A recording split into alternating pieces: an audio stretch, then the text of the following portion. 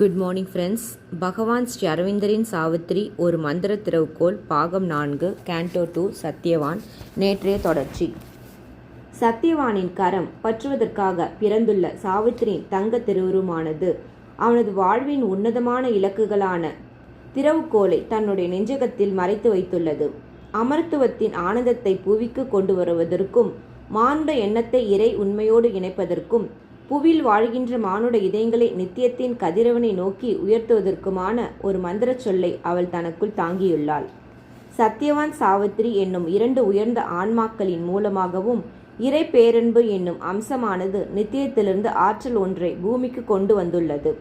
அது புவியின் உயிர் வாழ்வை தனக்கென மரணமற்ற புதிய அடித்தளமாக உருவாக்குவதற்கென அந்த ஆற்றலை தாங்கி வந்துள்ளது. அன்பின் காதலின் பேருணர்வானது ஆழங்காண முடியாத ஆழங்களிலிருந்து பொங்கி வெளிப்படுகின்ற ஒரு அலை போன்று இருக்கிறது. அது தொலைவில் உள்ள மறக்கப்பட்ட உயர்ந்த சிகரங்களிலிருந்து பூமியை நோக்கி இறங்கியுள்ளது. புவிக்கு இறங்கும்போது அது அனந்தமான இயல்பை தன்னுள் தாங்கியதாகவே உள்ளது.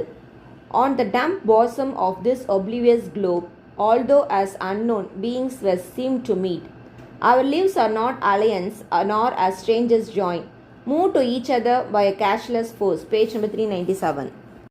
தன்னைத்தானே மறந்து விடுகின்ற இயல்புடைய இந்த பூமியின் ஊமை நெஞ்சகத்தின் மீது நாம் ஒவ்வொருவர் முன்பின் தெரியாதவர்கள் போன்று சந்தித்து கொண்டாலும் உண்மையில் நம்முடைய உயிருருக்கள் ஒன்றுக்கொன்று அந்நியமானதல்ல.